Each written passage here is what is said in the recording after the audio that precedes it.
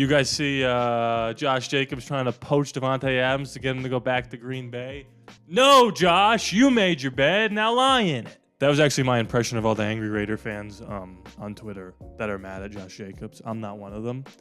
I just got bigger fish to fry in my life, and honestly, like Josh Jacobs saying like, it's a business, man, get over it. It's like, okay, I'm over it. Have fun in Green Bay. I'm sure it'll do great. We'll be fine without you. With that being said, I would like to discuss a little wide receiver action with the Las Vegas Raiders. Is it the best? Is it the deepest? Is it the most talented we've ever had in the history of the Raiders since Jim Brown, Jerry Rice? We're going to get into all these things, but first I need to level with you. I want this channel here to be my full-time job, and we are well on our way to making that happen. But the only way to do that is if we grow this thing to the moon, and the way to do that is to subscribe. If you have seen my videos before, but are like, I'm on the fence about subscribing, I'm so close to 10,000, and I want to get to 10,000 before the new league year starts. Before we play Jim Harbaugh and the freaking Chargers week 1, and we kick their behinds, I want to hit 10K. I want 10 and a K by the ALLaBorde Raiders channel. And only you guys have the power to do that. You guys have a big responsibility. Only subscribe if you want to, but if you're thinking about it, please, please, please do, because we're trying to get to 10K. Let's talk wideouts. Obviously, we've got Davante Adams. I'd like to spend just a little bit of time on him because I love the way he handles himself. Davante Adams is probably the most team-friendly superstar in the wide receiver position that you could have. Because with all the chaos surrounding Derek Carr and Josh McDaniels and Jimmy G and Aiden and Brian Hoyer and things going up and down and left and right, he showed up every day and given it his absolute all. You could see times where wide receivers go, you know what, if I get my 85 and a touchdown, I'm good. I don't care if we win. Not even I don't care if we win, but we can't win with the team we have, so why even really try? Davante gave it all on the field, and we remember the Lions game where he took his helmet and spiked it on the ground. It was a low moment, and that was honestly the turning point because Mark Davis fired Josh McDaniels not 12 hours later. That was insane. And I said a lot about getting Brock Bowers to replace Davante because Davante at some point will not be the Davante of old. He will be the Davante of new, which will be an old Davante. That's interesting. But I think he has at least 2 more first-team All-Pro type seasons in him. And if he has 3 more, that's a bonus. We have him under contract, and we paid him a lot of money. But now all these new wide receivers are getting paid a lot of money. And Davante's sort of falling back into that middle tier in terms of star-caliber contracts. He's kind of in the middle right now. He's the upper echelon of the middle. And the fact that we got Davante on a contract that's going to be cheaper than some guys who aren't as good as him, that's huge for us. I love you, Davante. I just wanted to say that, and please never leave us. Jacobie Meyers, I've seen a lot of people talk about him as a number 1 wideout. I do not think he's a number 1 wideout on a championship team. However, he's probably one of the best 2s in the whole league. If you go down the list of 2s in the league, you got what? Brandon Ayuk, you got the kid in Minnesota, you got Jalen Waddle. If I'm forgetting somebody, please scream and yell at me. But those are the 3 that come to mind right off the rip. I got to tell you, Jacobie Meyers is pretty damn good. And we have Davante and him who can both do the same things, run in the slot, stretch the field. Aiden O'Connell has a really good rapport with Jacobie already. It seems like he's trying to work his way into Davante. The only reason I'm saying Aiden O'Connell is because, you know, that's who I think is going to start. And did you see that report? I don't know if it was Monday Morning Quarterback, but somebody said Gardner Minshew is going to be one of the best backup quarterbacks in the league. Oh, are we already calling this a series? Are we already saying game 4 sweep for Aiden O'Connell? Is he already the starter? Interesting. We'll get back to that in another video maybe. All that to say, I do think we have the best 1-2 punch in the league out wide out. Again, like I said, Justin Jefferson, and what is that kid's name in Minnesota? He's really good, and his name is escaping me, and that's bad because I talk about football. What is his name? Drake London? Is that his name? Is that the guy in the Falcons? I'm lost. You know who I'm talking about. Then you got Jamar Chase and T. Higgins, although both of them are kind of holding out for new contracts. And like I said before, you got Tyreek and Jalen Waddle. I feel like I might be forgetting another pair there. And comment below all the pairs that I'm forgetting about. But here's why I think the Las Vegas Raiders are primed to have the best receiving core in the league. Not in terms of talent, maybe, although it could be the case. in terms of depth. Because if you break it down depth chart wise, you've got Davante Adams and Jacobie Meyers are sort of that one hybrid, right? You can go 1A, 1B. Then on the other side, you can go Michael Gallup to stretch the field or Trey Tucker to stretch the field. So that's 4 wideouts right off the rip that have already shown you in so many snaps at least that they can make plays. I mean, when Aiden O'Connell took over, Trey Tucker was like unleashed. That guy looks Henry Ruggs-esque.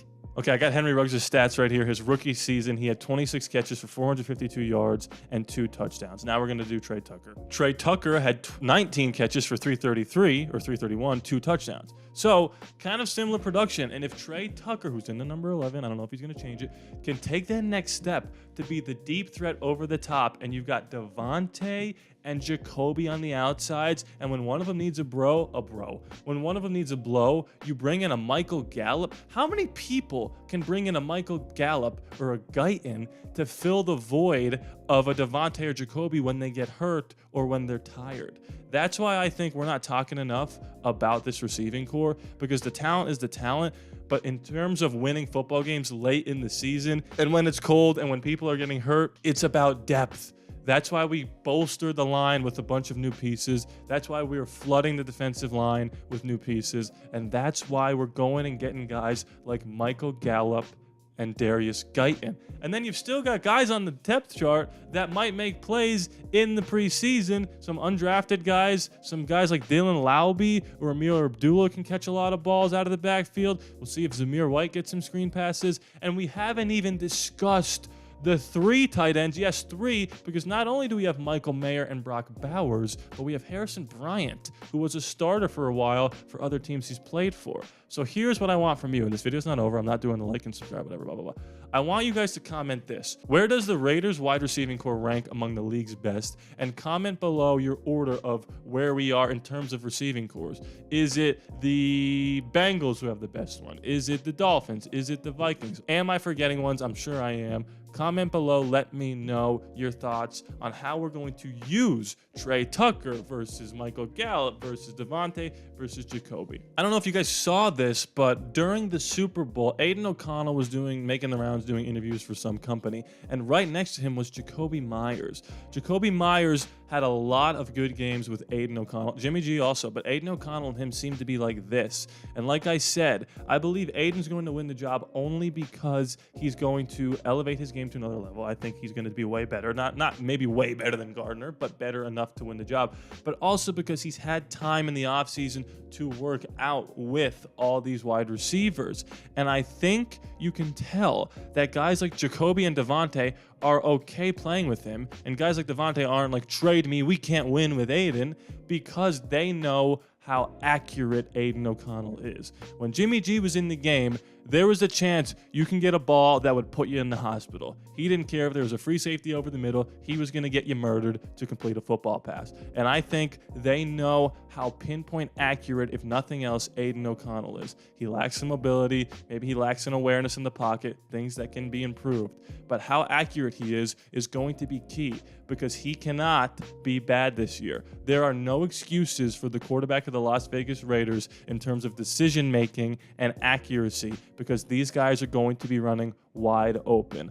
All Luke Getsy has to do is utilize his players to the best of their ability. And I've seen people say, get ready for screens and get ready for slants. Well, I'm okay with that. I've said this before in other videos. If our best players on the field are the wide receivers, we got to get them the ball quickly in space. And I think Davante, he could have been well within his right to say, I don't want to play for Aiden O'Connell and Antonio Pierce because I don't believe in Aiden. But he's never once even remotely come close to saying that. And they showed last year, Aiden O'Connell, 8 touchdowns, no picks. We know, the whole 9 yards. He is an absolute baller in terms of decision-making and accuracy, especially for a 4th-round rookie. And if he can improve on these things, he is going to elevate our wide receiving core to one of the best we've had in a long, long time. It was okay when we had Amari and Michael Crabtree. They were both kind of like one-ish wide receivers. I think Crabtree was the true number 1 of that season.